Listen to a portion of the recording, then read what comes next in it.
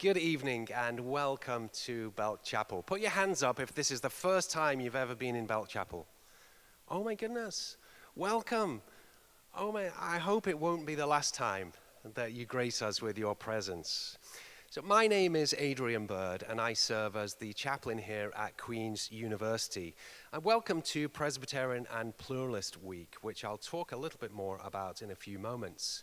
But just to let you know that this is the 6th event in our series this week, and we have a couple of more still to come. So tomorrow we'll be taking a trip to the Auschwitz exhibit in Uptown Charlotte. We're taking a group of students there. And then we'll close out on Saturday with an incredible program. And I'd like to invite my dear colleague, Dr. Mubarak, to come and just share a little bit about that event.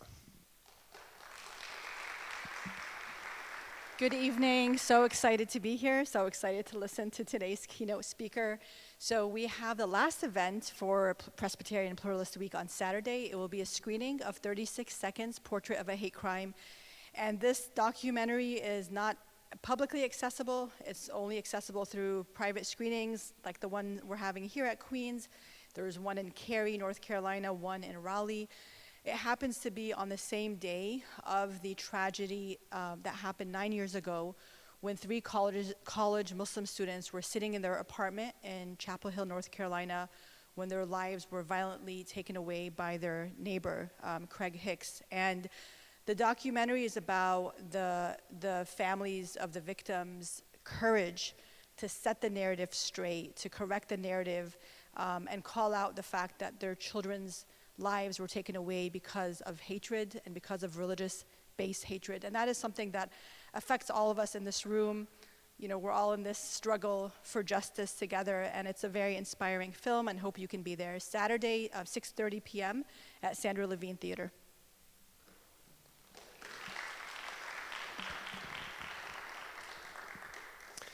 If you would like further information about any of the programs this week or anything about Queen's and Belt Chapel, then I would love to speak with you after this evening, where we'll have fabulous snacks available for you to take and just have good conversations around the meat of what you'll hear this evening. So Queen's has a rich historical grounding in the Presbyterian tradition, and that grounding really urges us to hold fast to core values that are prevalent in many other traditions. So we think of service and intellectual curiosity and commitment to the common good of our communities, which is in fact a community of communities, because we recognize the diversity even here at Queen's. So there's a scholar called Diana Eck from Harvard Divinity School who several years ago boldly claimed that the United States is the world's most religiously diverse nation in the world. And whether that's true or not is not really the point. It certainly challenges us to recognize the diversity within our communities. Now, we know of our religious diversity, but in many ways that's just merely a fact. There's a far more important question to ask. How well do we know each other? And how well do we work with one another in building constructive and strong community? So Presbyterian and Pluralist Week is one opportunity to showcase a range of voices on a range of topics in order that we might critically engage, learn, and get to know each other a little bit better. And then we can get on with the task of building bridges with one another. So you're not here to listen to me, I'm aware of that. So it's my honor to now introduce you to tonight's keynote speaker. And I've been excited about this ever since a year ago when we met for coffee and I invited Gail to come and speak. So our keynote speaker is the Reverend Gail Henderson-Belsito. And I had the great privilege of journeying and learning alongside Gail while she was excelling at Union Presbyterian Seminary in Charlotte, and we have remained colleagues and friends ever since. Gail is a pastor, preacher, teacher, wife, mother, daughter, sister, friend, traveler, and beloved child of God, whose deepest desire is to accompany others as they navigate their journeys towards authenticity, belonging, faith, and hope. Whew. Among the many things that she has done in the church and the world, Gail has served as the associate minister at Caldwell Presbyterian in Charlotte. Do we have anybody from Caldwell here this evening? Oh, fabulous. We're not going to make it a competition, by the way. Gail has been the keynote speaker at the Montreat Youth Conference and offered the Tom York Lecture at Knox Presbyterian Church in Cincinnati. Anybody here from Knox Church, Cincinnati? Gail also serves as a member of the advisory board for the incredible Katie Geneva Cannon Center for Womanist Leadership at Union Presbyterian Seminary. All I can say is hold on to your seats. This is going to be good. Welcome, Gail.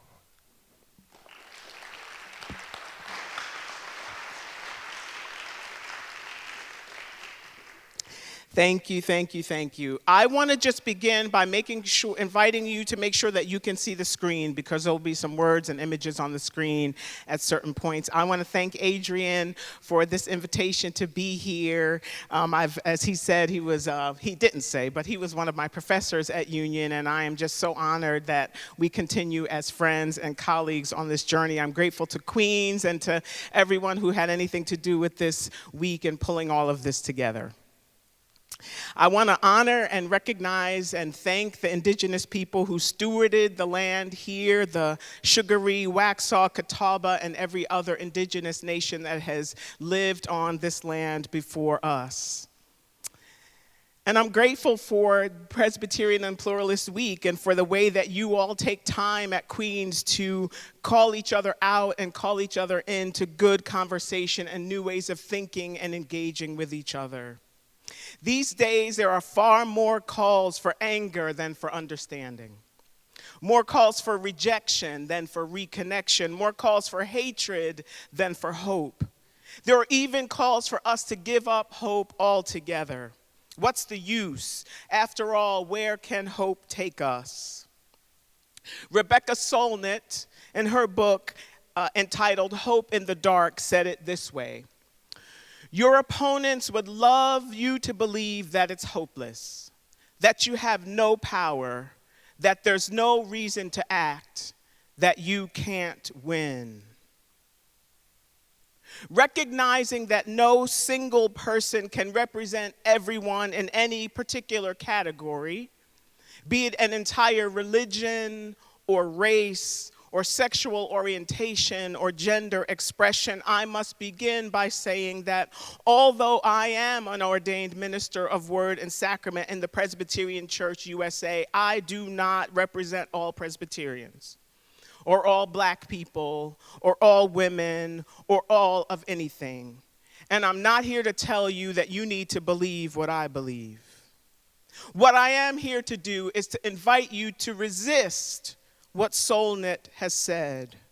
I'm here to invite you to ponder hope with me, to consider what it might look like for you and for me to live our way into, and then once we get there, to continue living in hope. I am not a best-selling author yet. I'm calling it in. I am not a viral social media influencer. As Adrian said, I am a woman and a wife and a mother and a daughter and a sister and a friend, and I am a student of life and love and hope.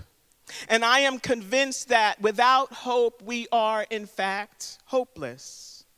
I believe with all that I am that hope is what brought us here to this time and place as a species, and hope is what will carry us forward and help us survive and thrive as humans on this third rock from the sun. And when I say hope, I mean more than the light and fluffy kind of hope that longs for my favorite kombucha or sensitive toothpaste to be on sale at the supermarket. I want us to consider a thicker and richer and deeper and stronger kind of hope than that. The kind of hope that looks at our fear-mongering and gun-protecting rather than people-protecting nation and remains convinced that this is not the only way that we can live. The kind of hope that looks at the climate crisis that is affecting every part of creation and is convinced that this is not the only way we can live and that saving our planet is still possible. The kind of hope that cannot fully imagine what this country and what this world could be if we stopped hating and fearing each other, if we stopped making life so expensive that hardworking people have to live in cars and tents and other unsafe and unhealthy places. The kind of hope that does not have an answer for every question but persists anyway. The kind of hope that sees every reason for despair but refuses to give in. That is the kind of muscular, hardworking, hard-fought hope that I want to talk to you about tonight. Are you with me? To be clear, I will always hope for good parking spaces and for flights that leave on time, but most days my hope is deeper and wider and more expansive than that. And I hope that by the time you leave here tonight, you will have a new understanding of the possibility of living into and then living in hope. I am a minister. I am a minister who loves to preach. I'm not supposed to preach tonight, but I can't promise that I won't. But because I am a minister, I have to at least mention the Bible. And so I want to invite you to consider with me, just for a few moments, one of my favorite Bible stories. It is found in the 5th chapter of the Gospel of Mark. It says, "Now there was a woman who had been suffering from hemorrhages for 12 years. She had endured much under many physicians and had spent all that she had, and she was no better, but rather grew worse. She had heard about Jesus and came up behind him in the crowd and touched his cloak, for she said, 'If I but touch his clothes, I will be made well.' Immediately, her hemorrhage stopped, and she felt in her body that she was healed of her disease. Immediately aware that power had gone forth from him, Jesus turned about in the crowd and said, 'Who touched my clothes?' And his disciples said to him, 'You see the crowd pressing in on you. How can you say, "Who touched me?"' He looked all round to see who had done it. But the woman, knowing what had happened to her, came in fear and trembling, fell down before him, and told him the whole truth. He said to her, 'Daughter, your faith has made you well. Go in peace and be healed of your disease.' 12 years of bleeding. Her lifeblood was draining out of her. It was financially draining, heartbreaking, and life-altering for her. And we read that she spent all that she had, but instead of getting better, things went from bad to worse. The bleeding did not stop. She did all she knew to do. She went to the people who should have been able to help her, who said they could help her, and they offered her solutions, but nothing improved. She must have felt hopeless. What do I do now? Where do I turn? Will this ever stop? I don't know about you, but I have definitely felt that way many times in my life. An issue of blood. The slow seepage of life out of my body, my mind, my spirit, the draining of my lifeblood and my energy. Back in 2012, I was diagnosed with breast cancer, and I underwent chemotherapy, which took away 20 years of dreadlocks. I underwent surgery and gave up, gladly let go of several body parts that were trying to kill me. That was a life-threatening, life-draining journey, and I'm still here. In my birth family, thanks be to God, In my birth family, we watched as the lifeblood drained out of my father during his journey through lung cancer. Nowadays, one of my brothers struggles with chronic illness, and another is on the daily journey of liberating himself from the grip of addiction. In the family that we created through marriage, we have endured a job loss, a major move from Connecticut to North Carolina, my journey through cancer, and watching our eldest child deal with the diagnosis of bipolar disorder.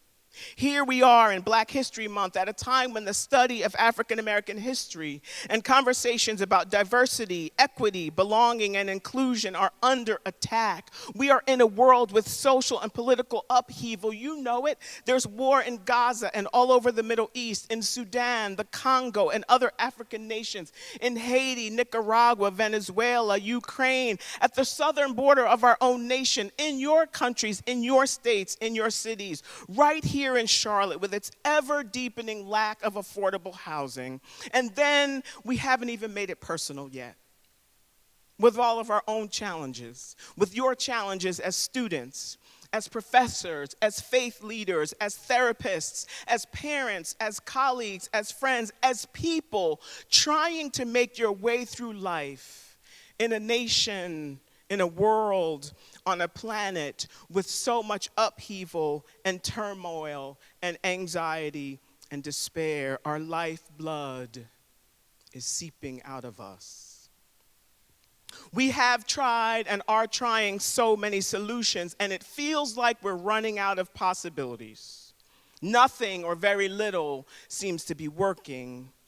How will we stop the bleeding? I submit to you that we begin with hope. We begin with finding our way back into hope, or perhaps finding our way into it for the first time. That woman in the Gospel of Mark, she kept going back, trying again and again, hoping that maybe this time something would shift. She kept trying because she believed that the situation she was in, the loss she was suffering day in and day out, that was not the way it was supposed to be. And she hoped that it was not the end of her story. For me, that's what hope is. That inner knowledge somewhere deep inside of us, as Liz Childs Kelly spoke about earlier this week, that inner knowledge that we have, that we know this is not it. That war and loss of life, that division and hatred that we see all around us, as Imam Antepli described on Tuesday evening, this cannot be all there is. And that woman in Mark 5 didn't know what was possible, but she didn't give up either. She made her way to Jesus because she had heard something about his healing powers. She made her way to Jesus because she believed, somehow she hoped that in him healing was possible. Some way, somehow, wholeness was possible. Restoration was possible. Relief was possible. That is the essence of hope. And I believe that we are all right where that woman was. That in spite of all that we're seeing and reading in the news, we believe that some way, somehow, healing and wholeness, restoration and relief, peace and justice are still possible. I know what you're thinking. That's all well, fair, fine, and good. Gail, you're a preacher, you're a pastor, you have to say that. And what you're thinking is that in reality, Gail, the world is a hot mess. We're yelling at each other more than we're listening. We're condemning each other more than we're pardoning. We're spewing hate and vitriol, spreading rumors and innuendos. We're turning our backs and our ire on people that we used to love and esteem. We're setting traps and pitfalls for each other to fall into rather than building bridges where we can meet and engage in deeper conversation. Gail, are you paying attention to any of that? How dare you stand before us and suggest that we can live in hope? Well, you're here. You're here tonight because something about my wildly optimistic and hopeful title drew you in. That, or the devastatingly gorgeous photo of me on the announcement. Seriously, either you came because you want to hear something to reignite hope in you, or you came because you want to shoot down my hope-filled balloon. Either way, you're here because there's some kind of hope. And another way that I know that you're holding on to at least a thread, perhaps a fraying thread of hope, is that you are here at Queen's University at all. You're here as a student, or a professor, or a member of the staff. You teach here because you hold on to the hope that what you have learned matters in the world. You're teaching because you long to see, you hope to see a student or two or three latch onto something that is a passion of yours and make it a passion of theirs. You're a student here because you have hope for a future that makes a difference in the world, in your field of study, in your place of passion. You're an athlete here because you have hope that the power and momentum of teamwork and teammates matter, because you've disciplined yourself in an individual sport, and you're hoping that it will provide you with some opportunity to make a difference.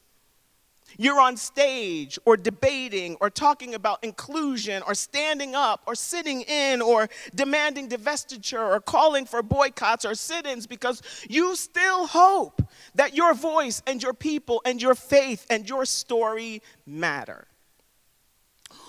Or you're here and you have no personal connection to Queens at all, but you're doing the work that you do, you're raising the funds that you're raising, you're standing firmly in the communities where you are, or because ultimately you have hope that this is not the end of the story. This is not how the world ends. This is certainly not how the world ought to be. And that, my friends, is what living into hope means. That's what living in hope means. In the midst of all that we're in the midst of, hope is what compels us forward. Hope is what has always compelled us forward, and it is certainly what has gotten me here tonight. Here in this second week of Black History Month, I am reminded of the Middle Passage, that tragic transit of kidnapped peoples from Africa to the Americas so that they could live and die as enslaved people. The horrors of that terrible transatlantic journey, the indignity of it, the loss of community and family and connections, and for many, the loss of life. It took courage and strength and determination to endure the horrors of that Middle Passage, and it also took transcendent and irrepressible hope. Because how else could my people, my ancestors, have survived? Risen from the bowels of those terrible ships, emerged into this new land, retaining their religious practices, their cooking methods, their agricultural and medical and linguistic and communal and familial practices, in spite of all they had endured. What we know is that their tenacity came with an incalculably high price tag. And their suffering left its mark on us, on me, so many generations later. Resmaa Menakem and Dr. Joy DeGruy and many others write and teach about epigenetic trauma, ancestral trauma that gets passed down from generation to generation. But what if there's such a thing as epigenetic hope? What if hope is also passed down genetically? In fact, I would say for me, it's not a what if. For me, it's real, it's personal. Epigenetic hope has been passed down from generation to generation to me. My mother grew up in Mount Olive, North Carolina. My father grew up in Lawrence, South Carolina. For their generation and generations before them, their families were sharecroppers. My father ended up in New York City after serving World War II in Burma in what is now known as Myanmar. My mother went to New York City after spending her first year at Shaw University here in North Carolina. She went to New York to work for the summer to earn money to go back to college. When they met each other at a Baptist church in Brooklyn, New York in the summer of 1955, my parents were both engaged to other people. They were married in less than a year. They raised 4 children in Brooklyn, New York, and sent us all to college, even though neither of them had graduated from college at that time. I'm the youngest of their children and the only daughter. When I went off to college, my mother went back to school to get her bachelor's degree and went on to earn a master's degree in social work. My mother never gave up hope in fulfilling her own dreams. I attended college in Massachusetts where I met my husband, Go Eves. We married 4.5 years after graduating and started a family, raising 2 children of our own. Talk about hope. To voluntarily bring children into this world is one of the clearest proofs of hope there is. 2 weeks after her 15th birthday, our eldest child experienced her first manic episode and was hospitalized twice for a total of 31 days. Watching our child suffer was and has been devastating, heartbreaking, soul-crushing. At that time, Christiana was homeschooled, and she took some summer classes at Providence Day School here in Charlotte and met a teacher there whose name is Ryan, and they took a liking to each other, and after that summer was over, she continued. I would take her to one-on-one study sessions with Ryan. When she came out of the hospital heavily medicated, she still wanted to go and meet with Ryan, even though she could barely speak. Following that first session with him, Ryan called me and said, "Hey, Gail, what's going on? What happened to Christiana?" And I told him what had happened. And Ryan told me that he had just come to Charlotte from a school in Chicago where all of his students were teenage moms who had recently given birth. And he said regularly they would say to him, "I can't do this. It's too much. Raising a child and going to school is just too much." And Ryan said to me that he would say to them, "I will hold on to hope for you until you can hold on to it for yourself." And he said to me, "Gail, I want you to tell Christiana that." 15 years later, they are still friends. And that, my friends, is what we need a lot more of. The willingness and the ability to lend each other hope, to borrow hope so that we can live our way into hope for the first time or regain hope after it has been lost. That gospel passage in Mark tells us that desperate, courageous, hopeful woman made her way to Jesus in the crowd, touched the hem of his garment, and she was healed. I love that she was healed. I love that her story ended happily. But our stories don't always end up happily, do they? Loved ones that we pray for and advocate for, they still die. They still end up in prison.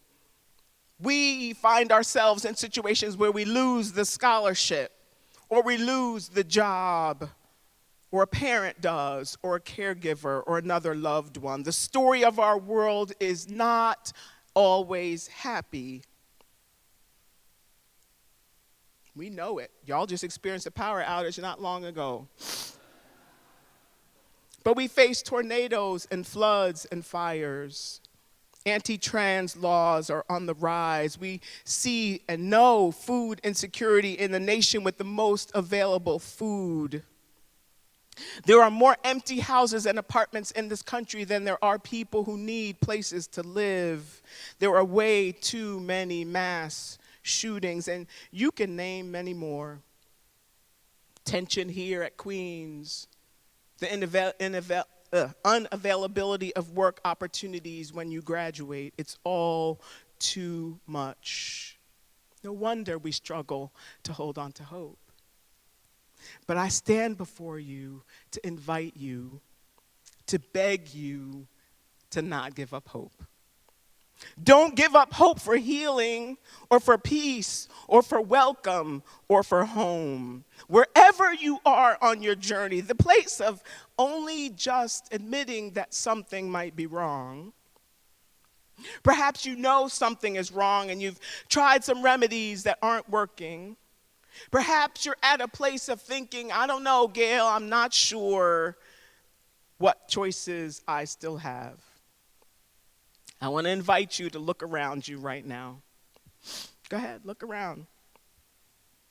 Look around you in this beautiful place. You are not alone. There are others who wanted to come here tonight and learn about hope. There are others who are hoping that there's something worth hoping for. And you are not the only one seeking to live into hope.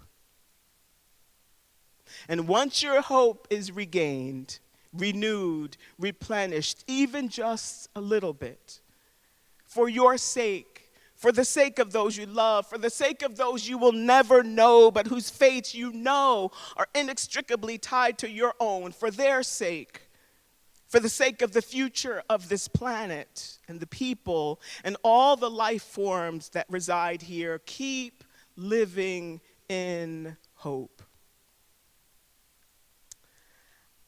I want to tell you a story of two people I know who have lived into and are now living in hope. I want to tell you a story of how all of my pie in the sky thinking actually can meet the road, the rubber meets the road, right?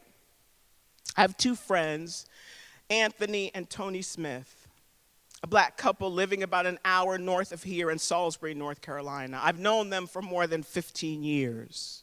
And as long as I have known them, they have longed for more for their community and their city.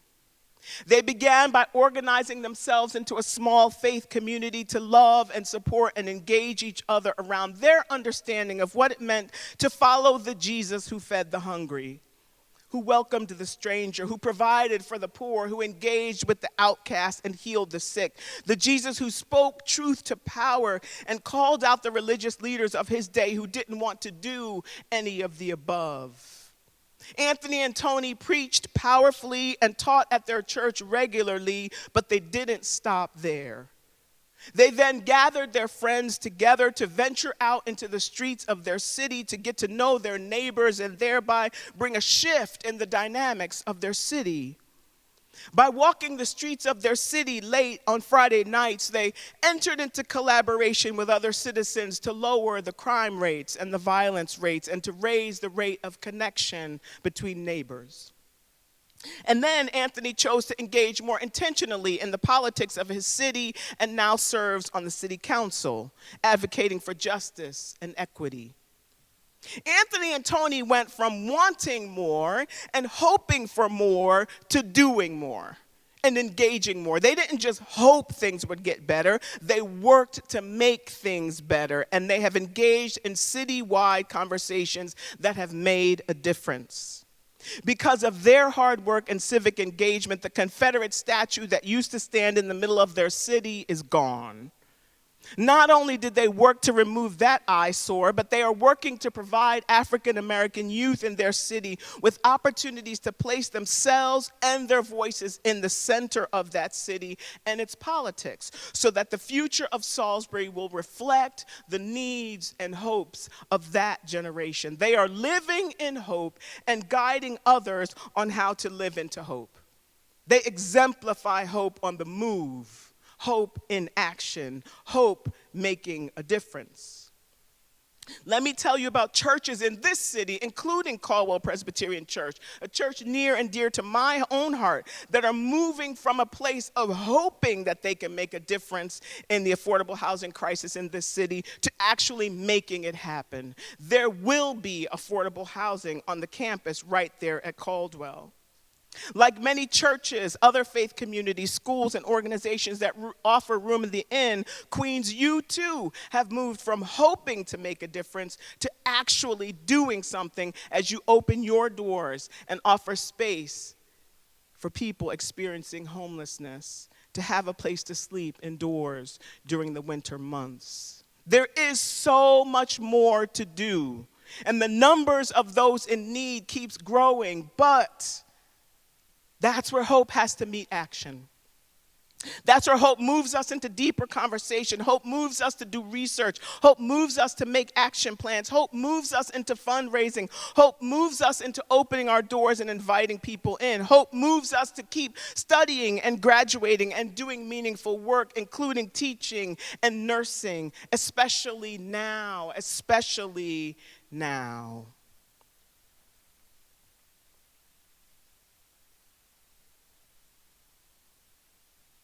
Woman who's the editor of Yes magazine wrote this: "We've watched the United States and Brazil endure and survive attempted insurrections.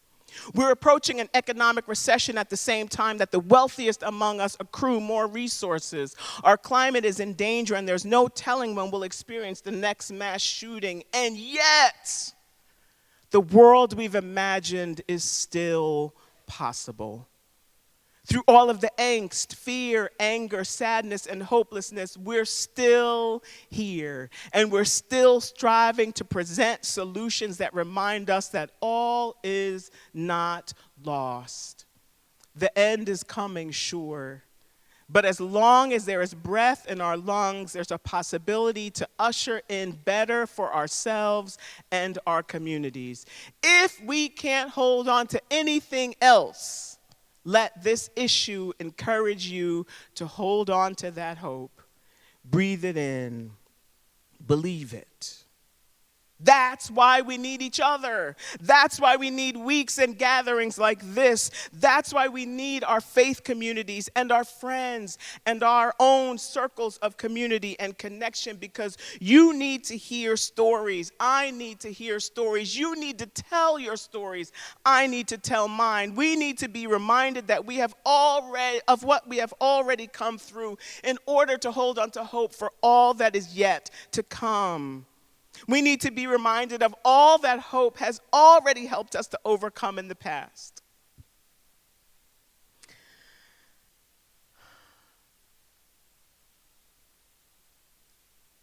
There's way too much. There's so much that comes at us and overwhelms us. But let me tell you this: the work of freedom, the work of liberation, the work of justice and of love, the work of equity and reparations, of healing and of hope, that work is also on the rise. And when I forget the promises and tenets of my faith and my hope fades, I read from the books piled all over my house, and I scroll through my social media feeds, not doom scrolling, but hope scrolling. I look for the words of Sonia Renee Taylor, who is teaching us to not apologize for our bodies and our needs and our hungers and our strength in the face of systems that struggle to keep us bound to fear and self-loathing. People like Cole Arthur Riley are teaching us that we can name our fears and our worries in this here flesh, and we can learn to thrive anyway. People like Valerie Kaur and Jackie Lewis are teaching us that love, revolutionary love, fierce love, are the answer to what is ailing us as a nation and as a world. We don't need more weapons or more autocratic leadership, more bombs or more guns. What we need is to look at and see the pain and the need and the suffering in ourselves so that we can then see it in others. And then we can hold on to hope together. I'm going to tell you another story. If you have known me for more than 2 weeks, you know that I love the country of Spain. I've been there many, many, many, many times. When I went in 1990, well, the first time I went was in 1986. I was a college student. Do not start doing any math to figure out my age. But I was a college student, and I arrived in Madrid and fell in love the moment my feet touched the platform of the train on which I had arrived. In 1990, I met a woman named Leticia, and Leticia has been a dear friend of mine. I've stayed with her many, many times. I spent time with her and her mother, Marta, who was like a second mom to me. And so every time I had gone from 1990 until 2018, I went and I stayed with Leticia or with her mom. But when I went back in 2018, when I went back in 2022, I hadn't been there in 4 years because, something happened in 2020 and I wasn't able to go for a while. And so when I was going back in 2022, I told Leticia, who is now, unfortunately, a single mother of 2 teenage sons, I politely declined her invitation to stay with them because, I raised my kids and I'm done with living with teenagers. But I did tell her that I wanted to take her for one night in a fancy hotel, just the two of us. We'd go out to dinner, we'd spend some time together. And I asked Leticia to find a place for us to stay. And so she did. She found this beautiful monastery that had been converted to a thermal spa. Oh, it was wonderful. So we spent one night there. We got up in the morning and we were getting ready to begin our 2-hour drive back to Madrid. And Leticia told me that a friend of hers had recommended that we stop in this little town on the way back to Madrid to see this beautiful Plaza Mayor, this gorgeous space there. And so we drove to this little town called Peñafiel. And we pull into the first parking lot that we see, and we get out of the car, and Leticia pulls out her phone to figure out how we're going to walk from this parking lot to the plaza. And as she stood there looking at her phone, I looked up and looked across the street, and across the street was a park on one side, and then there was this long cement cinder block wall that looked like it was the outside of an abandoned space. And I looked at the wall, and this is what I saw. Can you see it?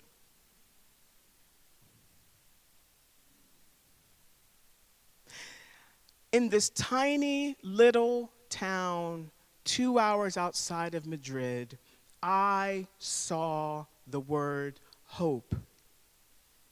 In English, graffitied on a wall. After we saw that little plaza we went there to see, as we made our way back to Madrid, I saw that same word in that same form, those enormous letters created apparently by the same artist, not once, not twice, but 3 times, on abandoned buildings, on the side of broken down barns. There it was. And at first, I have to tell you, I was a little disappointed to see it after that first time, because this was so beautiful and romantic, and oh my God, you sent me hope right here. But the thing is, after I saw it that 3rd time, I started looking for it. And that is my invitation to you. Look for hope.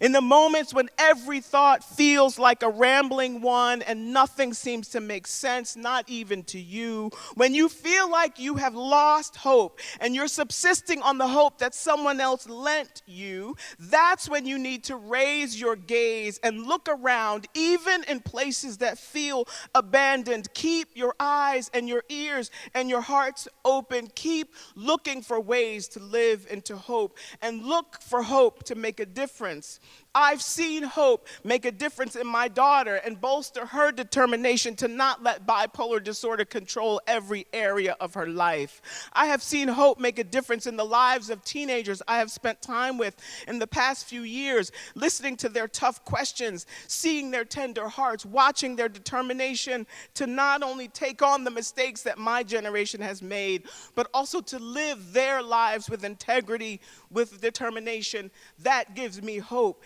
And it brings me hope to be here tonight at Queens. I have seen hope make a difference in Guatemala, where illiterate women are not only learning to read, but they're also teaching each other how to provide for themselves economically and how to protect themselves from domestic violence. I bought this stole in Santiago de Atitlan in Guatemala from one of those women. Look for hope. Look for it in a language you can understand, in images and words and phrases that resonate with you. Look for hope in abandoned and unexpected places, because hope is there too.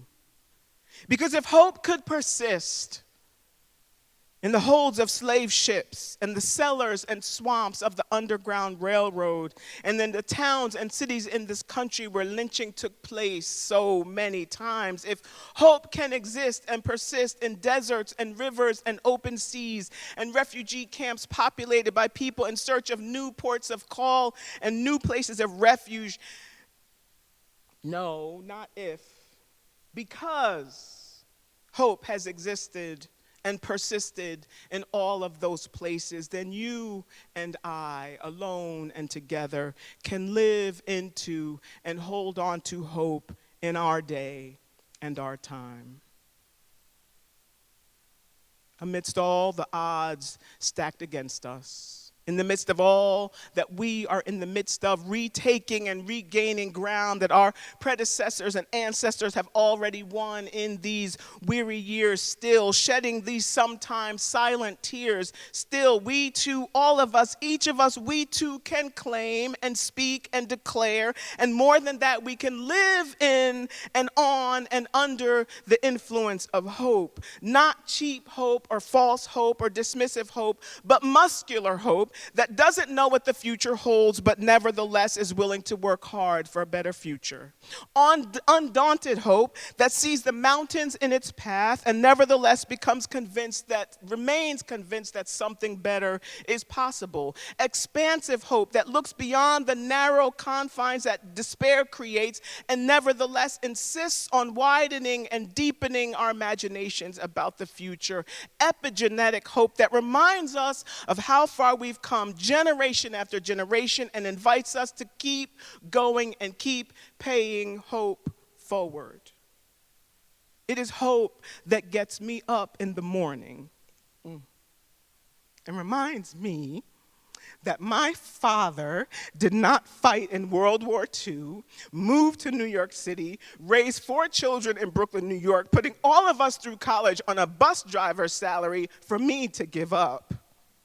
My parents, grandparents, great-grandparents, and the people enslaved on this very plot of land where Queens stands could never have imagined that I would stand in Belk Chapel on the campus of Queens University speaking to you. Quite honestly, I can't believe it myself, but here I am.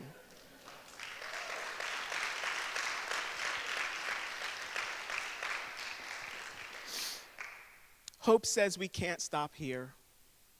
We won't stop now. Hope says there's more than this. So when you leave this place tonight, look for hope in actions and images and language that you can understand. And at those times when you don't see signs of hope, share some of your own.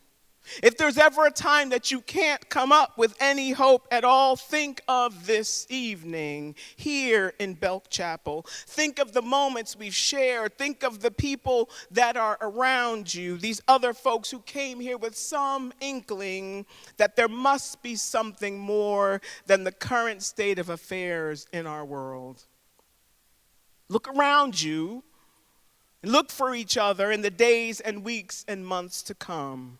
when hope will feel out of reach, when it will feel like your lifeblood is seeping out of you. Reach out and touch the hem of the garment of hope. For me, full-time, lifelong hope dealer, pastor, minister, I reach out for the hem of the garment of the one who is my hope.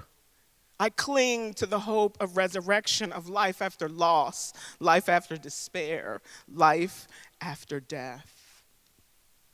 As for you, patient listeners to my rambling talk about hope, on your worst day, in your worst moments, when it feels like you can't think or imagine anything other than where you are and what you're feeling and what you're suffering, I ask you to remember that I will hold on to hope for you until you can hold on to it for yourself. I pray that no matter where you find yourself on your hope journey, I pray that you will find a way, somehow, perhaps when you least expect it, perhaps where you least expect it. I pray that you will lay your eyes on hope against all the odds, against all logic. Please. Live into hope. Thank you.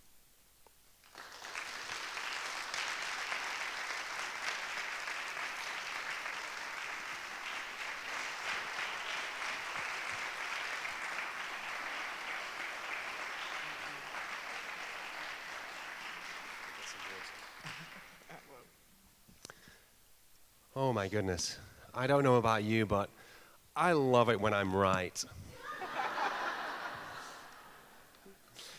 Inviting you here, Gail, was right. You saying yes to being here was just right. Thank you so very much. And we are not finished yet, so we will open the floor to a time of questions, which will be in two phases. I would like to invite Natalie and Maggie and Nina to come up to the stage, and we'll set up some chairs, and they have some questions. These are three incredible students, and I see many, many more students here from Queens. Thank you for coming. We'll have questions from the students, and then we will open that up to the floor. While we set up, and if you want to come and get the chairs set up, Josh, could you help with the chairs as well? I do want to just give a word of thanks. First of all, to the AV team. Amanda, Scott up here, thank you as always for everything you do.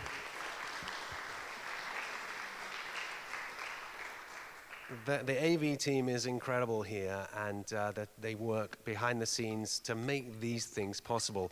I also want to recognize Nita. Nita, please stand. Nita.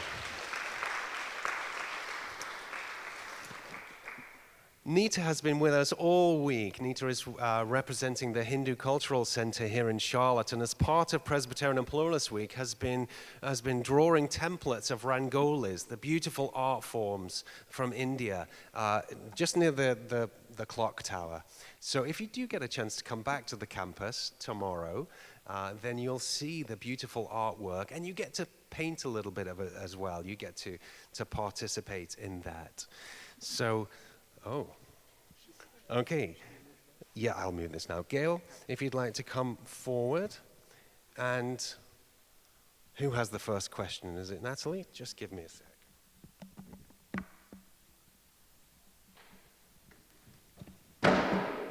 Hello? Okay. Just thank you again for that wonderful presentation.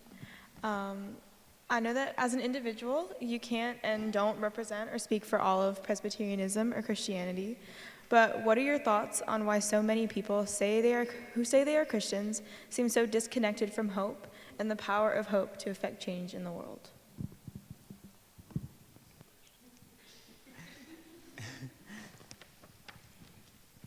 I am always surprised when I speak to other people who are followers of Jesus Christ who struggle with hope.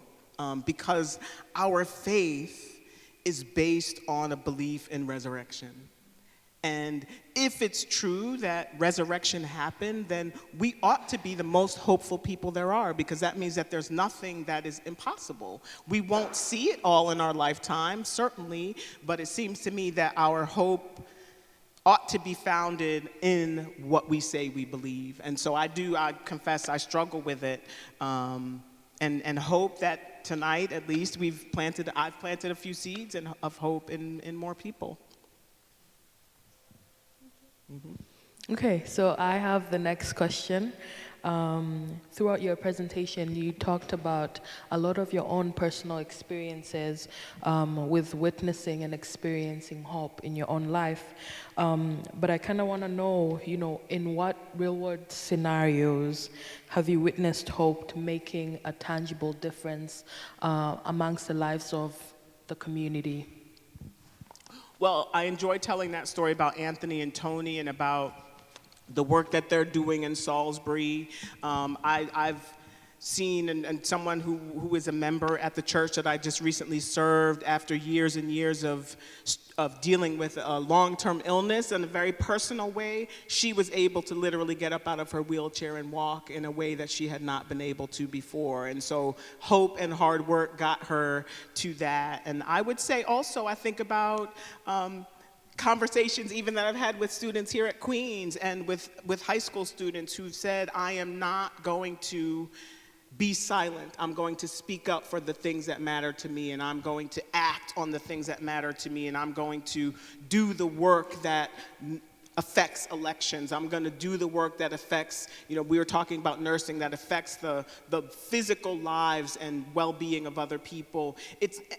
We live in a society that says if you don't touch 1 million people, then you haven't done anything. But the reality is, if you can help one person, or I love that old movie, Pay It Forward, right? Like if I can help one person and plant a seed and that person can move on. So I've seen that. I have seen that kind of hands-on, I'm going to do something for this specific person and watch what happens. I have a friend here who I won't name or embarrass, but who said, I am not going to keep working at the same law firm I was at. I'm going to work in legal aid. I'm going to do work that affects people on the ground in their lives, that keeps them from being evicted from their apartment this month.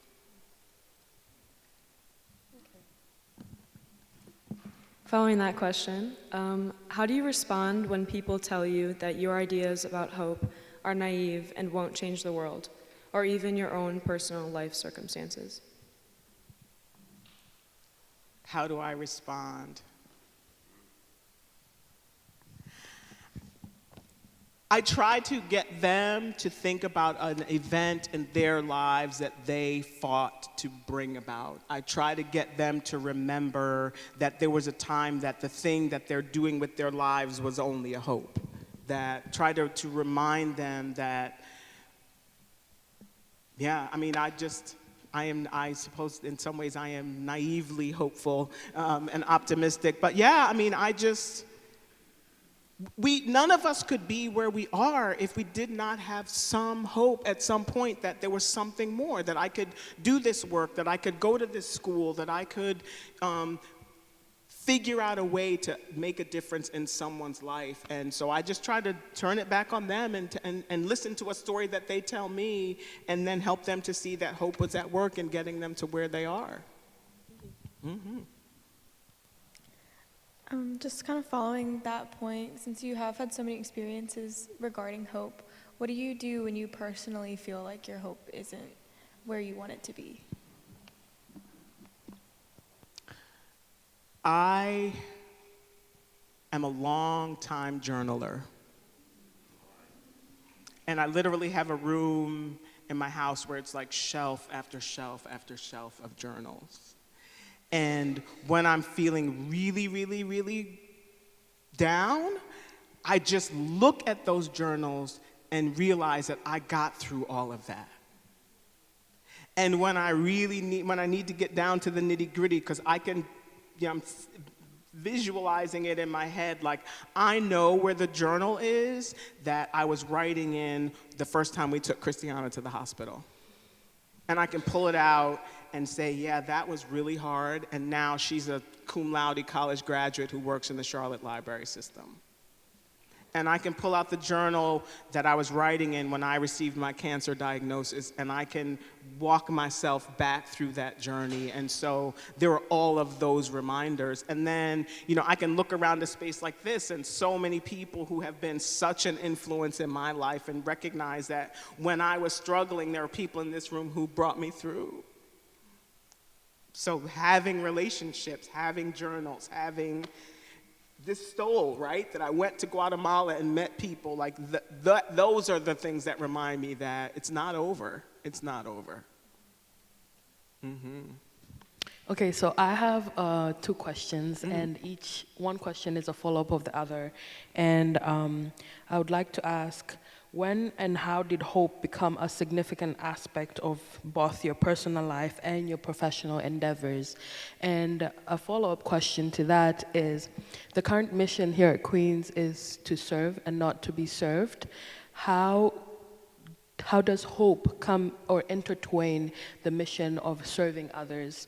And how can we students continue that mission through the lens of hope?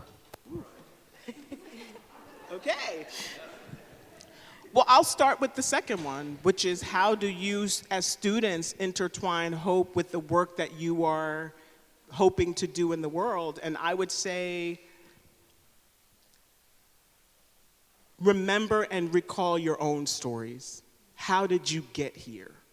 Who were the people and what were the situations that made it possible for you to be here and for you to study? And how are you the embodiment of the hope of your parents or others who cared for you, right? And so how do you continue that epigenetic hope that says, it's not going to stop with me? And when you're down and when you're interviewing for jobs and you're trying to figure out how you're going to get through this next class or deal with the professor or whatever, to remember that it didn't start today and it's not going to end today. And so hold on to that hope that what you're doing, something brought you here and something is going to take you forward. So that I would say that as an answer to your second question. And I would say for me, I have always been this really hopeful person, right? From childhood, really sort of almost naively hopeful. It's all gonna be okay, like, golly gee willikers, we're gonna get through it. And I remember when I was in seminary, there was another student in seminary who said, Gail, every pastor only has one sermon. You might preach it from different scriptures, it might wrap it up, it's Easter, it's Christmas, it's whatever, but it's one sermon. And when I heard her say that, I knew then, for me, it was hope. Hope is gonna be my one sermon. And then, last July, my husband and I had the opportunity to go to not Gaza, but to Israel, Palestine, and it was an amazing journey. And when we were coming home, we were in the airport in Tel Aviv, and the security in that airport is unbelievable, like layer upon layer. Show your passport, show your passport, show your passport, check a bag, check a bag. So that first layer, Steve and I stepped up to the counter, and the woman who was standing there said she needed to see our passports, gave her our documents, and she looked at me and she said, please pronounce your full name. And my name legally is not Belsito, but it is, so I said, my name is Gail Nadine Henderson. And she said, what does Nadine mean? And I said, I have no idea. It's the name my parents gave me. And she said, well, where did it come from? And I said, I really don't know. And like at that point, I'm starting to get nervous, right? Like, I better come up with the right answer. But I had no idea. I said, I know that Gail is one of my mother's middle names, but I really don't know where Nadine came from. So she gave us our documents back. We start walking to the next counter, and I looked at my husband and I said, no one has ever asked me what Nadine means. And so he said, let's find out. So he pulled out his phone and he Googled it, and in both French and Arabic, Nadine means hope. And I realized that from before I was born, that was who I was. I asked my mother when I got back, where did the name Nadine come from? And she said, Well, we knew we were going to call you Gail because that's one of my middle names, but she said, we heard the name Nadine and we thought Gail Nadine sounded good together, but we had no idea what it meant. So there it was, literally from before I was born, hope has been part of who I am. Thank you. This is our last question. Okay. And you kind of already touched on it, but in consideration with today's context, what suggestions do you offer to us as students and other members of the Queens community to hold on to this hope when the world feels so bleak and terrible these days? I say, look for each other.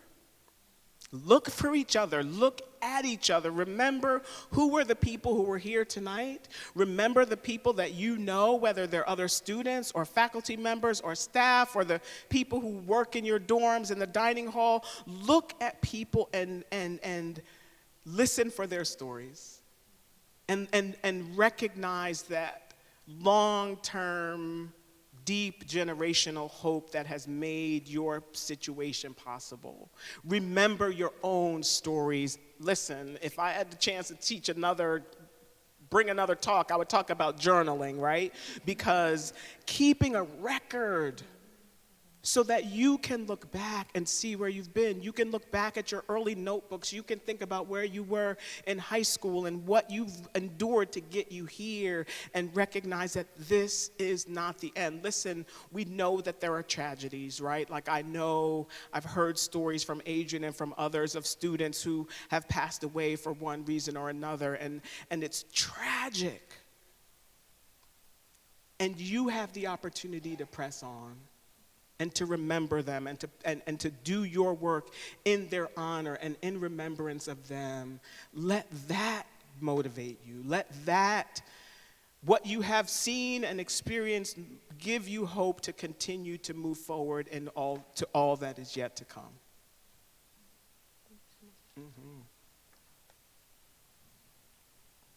So we're going to open it up to everybody else. If any of y'all have questions, if you do, if you'll just raise your hand and we'll get you a microphone.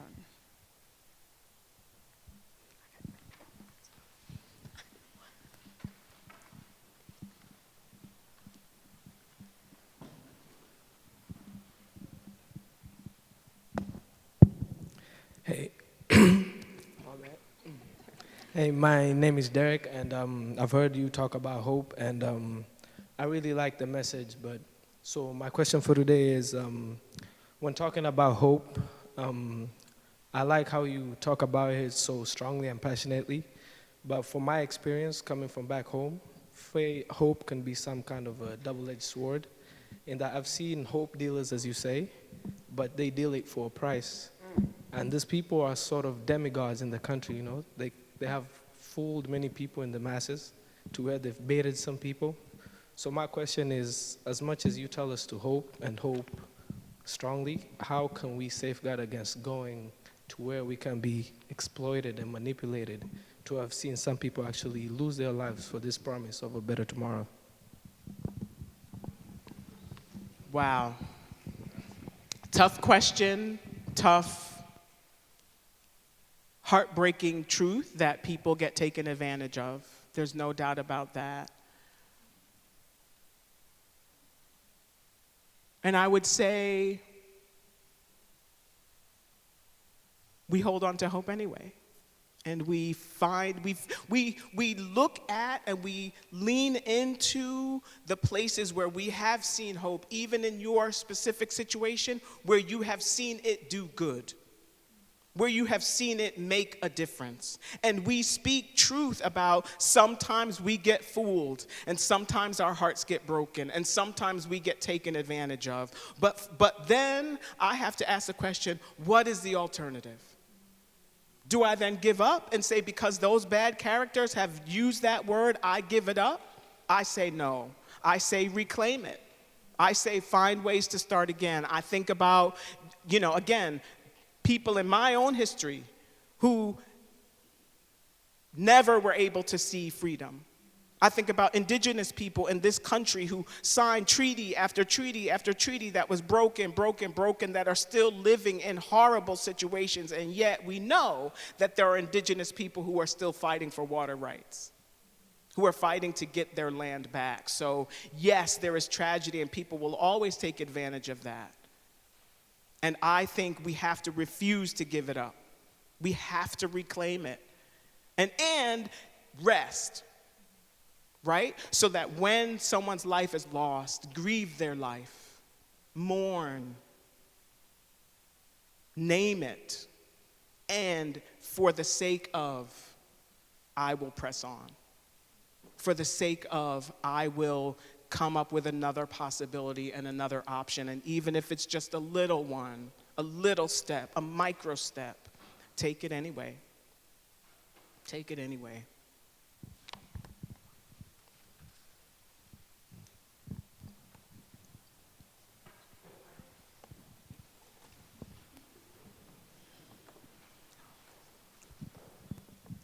Hi, everyone. Mine is not a question, but it's just an addition. I'm a dear friend of Gail's, and I just wanted to speak to the journal part. Gail is a journaler.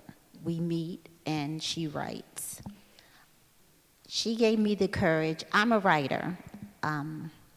She gave me the courage to write in a journal because I didn't want anyone to find my journal or read what I wrote. And Gail did not tell you, but she wrote, this is Gail Nadine's journal. If you are reading this journal without permission, you may find something in that journal that may hurt your feelings. This is my, I don't know what hers says, but that was the takeaway. So I said, oh, I love that. And so I adopted it. And in all of my journals now, if you find them, I will not discuss it. And you will get your feelings hurt. So it's very cathartic. It's worked with my children and my spouse. So I would encourage you to write it because it really does there's a liberation in it and growth. And then I just wanted to also say, when it comes to hope, the faith, the size of a mustard seed, if you can just hold on onto hope, and if you would just share it with somebody else, tell a good friend that you're feeling hopeless and they can hold that for you. You did an amazing job, and I'm so excited to be here. Thank you.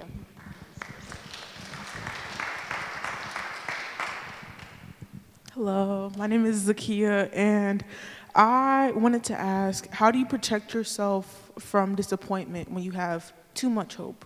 Or if you have hope, but you seem to continue to get disappointed by the hope that you have?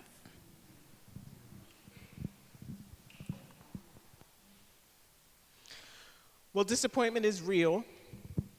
It happens to all of us. And to me, disappointment happens because we hoped for something. We hoped for a specific outcome and it didn't happen. I can't protect myself from disappointment. But nor will I give up hope because of it.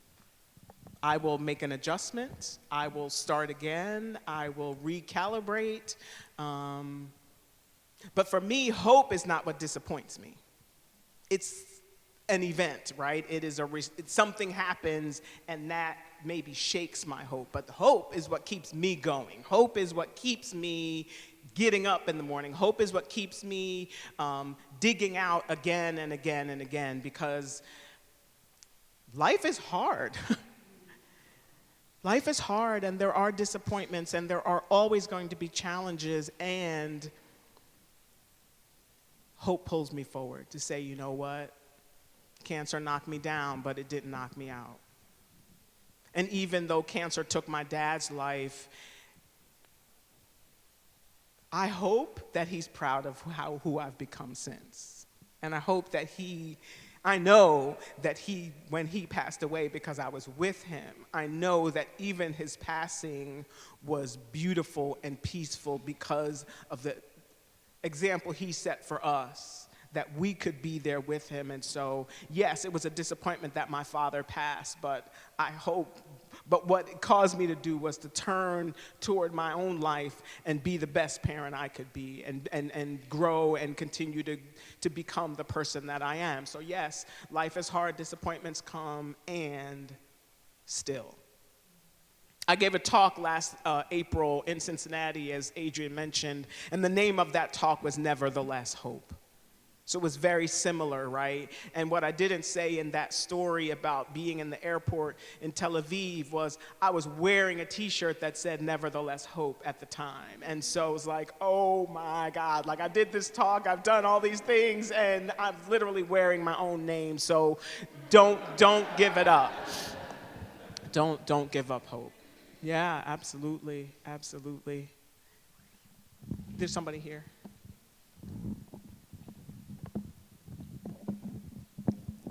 So much for giving us hope.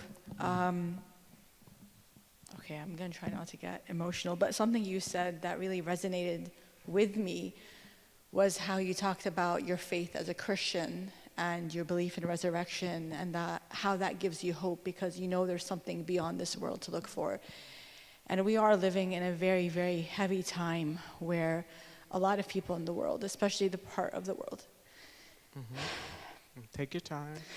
The part of the world that I come from, Syria, Palestine, we're seeing so much suffering, and I think that's something that resonates because that belief in God, that belief that there's something beyond this world where real justice will be seen, even if it's never seen in this world, I think is something that, Muslims and Christians share in common, and it really resonated with me, so thank you. And I just wanted to say that I couldn't help but I was in Bosnia and Herzegovina last summer, and actually by coincidence what I'm wearing and the bag I have is from Bosnia, and I met the widows and the mothers who lost husbands and sons when over 8,000 people were massacred in 1 week in 1995, and it was just when you were talking and telling us these stories, I remember their faces and their stories and how much resilience they showed, and I think, thank you so much. Thank you. You're welcome. Yeah. You're welcome.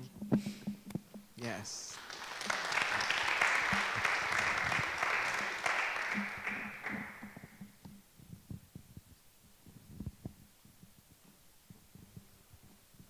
Any more questions, comments? Sarcastic remarks, I can take it.